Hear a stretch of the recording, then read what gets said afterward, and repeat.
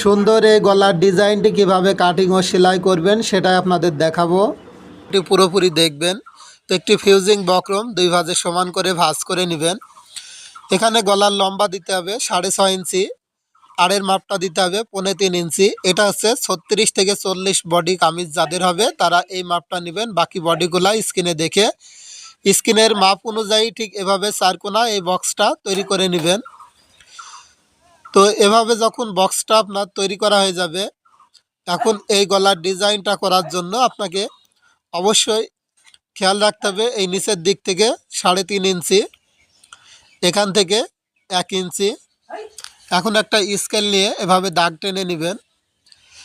এরপর আমার হাতের দিকে খেয়াল করে দেখবেন আমি যেভাবে ডিজাইনটা আর্ট করে নিচ্ছি ঠিক এভাবে ডিজাইনটা আর্ট করে নিতে হবে। তো আপনি যদি এখন ব্যস্ত থাকেন এই ভিডিওটি পরবর্তীতে দেখার জন্য আপনার টাইম লাইনে শেয়ার করে রেখে দিবেন।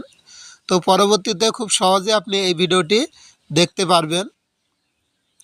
তো এভাবে যখন ডিজাইনটা সুন্দর করে আর্ট করা হয়ে যাবে উপরে একটু গোল রাউন্ড করে দিবেন। তো গলাটা দেখতে একটু সুন্দর লাগবে। তো এরপর এখানে বাড়তি বক্রম নিতে হবে 1 ইঞ্চি সেলাই করার জন্য। তো এভাবে দাগ করে গলার ডিজাইনটা কেটে নেবেন। তো ভিউয়ার্স এই ভিডিওতে একটি লাইক দেবেন। কে কোন জেলার থেকে ভিডিওটি দেখছেন